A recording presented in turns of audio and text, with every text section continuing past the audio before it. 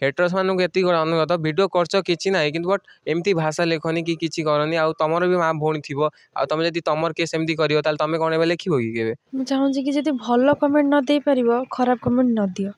ଆଉ ତମର ବି ଭଉଣୀ ଅଛି କି ଭାଇ ଅଛି ଏମିତି କାହାକୁ କହିବା ଉଚିତ ନୁହଁ କି ଭାଷା ଗଳସ କଲେ ମୋତେ ବି ଭଲ ଲାଗୁନି କି ମୋତେ ବି କହୁଛନ୍ତି ଆମ ଭଲ କି ଏମିତି ଭାଷା କରୁଛନ୍ତି ତୁ ଭିଡ଼ିଓ ବି କହନି ଏଇସବୁ ମୋତେ କିନ୍ତୁ ଭଲ ଲାଗୁନି କିନ୍ତୁ ହାତ ଯୋଡ଼ି କରି ଅନୁରୋଧ କରୁଛି କି ମୋତେ ଏମିତି ଖରାପ କମେଣ୍ଟ ନ କରନ୍ତୁ।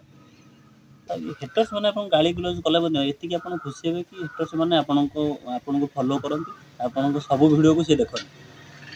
ହଁ ଦେଖନ୍ତି।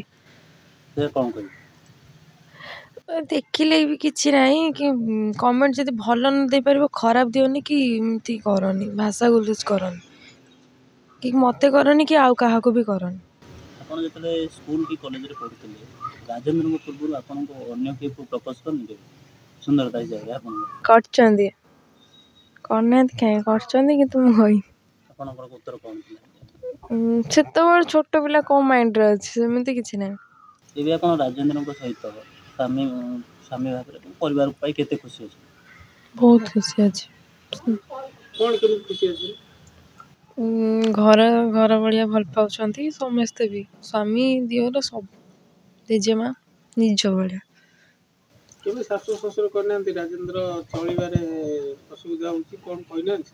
ନାଇଁ ନାଇଁ ସେମିତି କିଛି କହିନାହାନ୍ତି। ସ୍ୱାମୀ ଭାବରେ ଆପଣଙ୍କୁ ରାଜେନ୍ଦ୍ର ଆପଣଙ୍କର ଆବଶ୍ୟକତା ଆପଣ କହିବା ପୂର୍ବରୁ ସେ ଆପଣଙ୍କ ପାଖରେ ପହଞ୍ଚେଇଥିବେ? ହଁ ମୁଁ ନ କହିବା ପୂର୍ବରୁ ସେ ଆଣି ମୋତେ ସବୁ ଦେଇଦିଅନ୍ତି କିଛି ଅସୁବିଧା ନାହିଁ ବହୁତ ଭଲରେ ଅଛି। ନା ଯାଇଥିଲୁ ବାରଡି ଆଉ ଯାଇନୁ କୁଆଡ଼େ। ବାଲିଯାତ୍ରା ମୁଁ ଯାଇନଥିଲି ସେ ଏକଲା ଯାଇଥିଲେ। ହଁ ବୁଲିବାକୁ ଯିବୁ ପୁରୀ ଏଥର। ହଁ ଏଇ ଜାନୁଆରୀ ଭିତରେ ଯିବୁ ଆଉ। ମୋତେ ତ ପୁରୀ ଯିବାର ଇଚ୍ଛା ଅଛି କାହିଁକିନା ମୁଁ ଥରେ ଯାଇଥିଲି ଖାଲି ଛୋଟବେଳେ 4 ବର୍ଷ ହେଇଥିଲି ଆଉ ଜମା ଯାଇନି ମୋତେ ବହୁତ ଇଚ୍ଛା ହେଉଛି ପୁରୀ ଯିବା ପାଇଁ।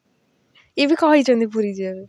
ମୁଁ ତ ଆଗକୁ ଯେତିକି ଖୁସି ଥିଲି ଏବେ ବି ବହୁତ ଖୁସି ଅଛି କ'ଣ ପାଇଁ ନା ଲାଇଫରେ ମୁଁ ଗୋଟେ ଟାର୍ଗେଟ୍ କରିଥିଲି ମୁଁ ତାକୁ ବି ଗୋଟେ ପ୍ରତିଶ୍ରୁତି ଦେଇଥିଲି ବାହା ହେବା ପାଇଁ ତ ସେଥିପାଇଁ ମୋର ଗୋଟେ ଡ୍ରିମ୍ କମ୍ପ୍ଲିଟ୍ ହେଇଯାଇଛି ତ ବହୁତ ଆଗକୁ ଯେତିକି ଭଲ ପାଉଥିଲି ଏବେ ବହୁତ ଭଲ ପାଉଛି ତାକୁ ସେ ତ ଆପଣ ନିଜେ କହିଲେ ନା ବହୁତ ଭଲ ପାଉଛି ତାକୁ ସେଇଟା ତ କହିବେ ମାନେ 90% ମୋ ତରଫରୁ ଦେବି ଆଉ ବୋଉ ହିସାବରେ ବାପା ମାଆ ଦେବେ ସେଇଟା ତ ମୁଁ କହିପାରିବି ନା ସେଇଟା ତ କହିପାରିବିନି କ'ଣ ପାଇଁ ନା ଯେତେବେଳେ ମୋର ବାହାଘର ହେଲା ମୁଁ ଭାବିନଥିଲି ଏମିତି କିଛି ସିଚୁଏସନ୍ ଆସିବ କି ଆମେ ଓଡ଼ିଶା ଭାଷାରେ ମାନେ ଆମ ଦୁଇ ଜଣ ଚେହେରା ବାହାରିବ ବୋଲି ଆଉ ଯେତେବେଳେ ମାନେ ଟିକେ ନ୍ୟୁଜ୍ରେ ମୁଁ ଦେଖିଲି କି ଭାଇରାଲ୍ ହେଲା ତାପରେ ଓଡ଼ିଶା ଭାଷା ସମସ୍ତେ ମାନେ ଏତେ ଭଲ ପାଇଦେଲେ ଆମ ଦୁଇଟା ଯୋଡ଼ିକି ଆଉ ଏ ଦୁନିଆରେ କେହି ବି ଦେଇପାରିବେ ନା ଆମ ଯୋଡ଼ିକି ତ ରୂପା ପେଣ୍ଡୁ ସେ ତ ଗୋଟେ ତାଙ୍କର ଭାଇରାଲ୍ ଥିଲା ବଟ୍ ସେକେଣ୍ଡ ଲଭ୍ ଆମର ବାହାରିଲା ଦୀପାଞ୍ଜଳି ରାଜେନ୍ଦ୍ର ଆଉ ଓଡ଼ିଶା ଭାଷୀ ବହୁତ ଭଲ ପାଇ ଦେଇଛନ୍ତି ଆଉ ତାଙ୍କୁ ମୋ ତରଫରୁ ବହୁତ ବହୁତ ଧନ୍ୟବାଦ ଆଉ ଆପଣମାନଙ୍କ ଲାଇଫ୍ ବହୁତ ଭଲରେ ରହୁ ସେଇଟା 90% ଲୋକ ଭଲ ଥିବେ 1% ଲୋକ ଖରାପ ଥିବେ କ'ଣ ପାଇଁ ନା ସମସ୍ତେ ଚାହାନ୍ତି ନା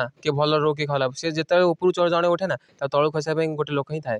ବାପା ତ ବହୁତ ଥର ଗାଇଡ଼ କରିଛନ୍ତି କି କାହିଁ ଭିଡ଼ିଓ ବନାଉଛି କିନ୍ତୁ ମୁଁ ଗୋଟେ ଟାର୍ଗେଟ୍ ଥିଲା ମୋର କି ମୁଁ ୟୁଟ୍ୟୁବରେ କିଛି କ୍ୟାରିୟର କରିବି ତଥାପି ବାପା ଏବେ ଆଉ କିଛି କହୁନାହାନ୍ତି କ'ଣ ପାଇଁ ନା ମୋର ଆଉ କିଛି କମେଣ୍ଟ ଖରାପ ଆସୁନି ବହୁତ ଭଲ ପାଇ ଦେଉଛନ୍ତି ଓଡ଼ିଶା ଭାଷୀ ଆଉ ସେକେଣ୍ଡ କଥା ମୋର ପେମେଣ୍ଟ ବି ଆସୁଛି ଆଉ ସେଥିରେ ବାପା ବହୁତ ଖୁସି ଅଛନ୍ତି ସେଇଥିରେ ଲାଇଫ୍ ଚାଲିଛି ଆଉ ହେଟର୍ସ ମାନଙ୍କୁ ଏତିକି ଅନୁଗତ ଭିଡ଼ିଓ କରିଛ କିଛି ନାହିଁ କିନ୍ତୁ ବଟ୍ ଏମିତି ଭାଷା ଲେଖନି କି କିଛି କରନି ଆଉ ତମର ବି ମାଁ ଭଉଣୀ ଥିବ ଆଉ ତମେ ଯଦି ତମର କିଏ ସେମିତି କରିବ ତାହେଲେ ତମେ କ'ଣ ଏବେ ଲେଖିବ କି କେବେ ସେଇଟା ପ୍ଲିଜ୍ କରନି କାହା ସାଙ୍ଗରେ।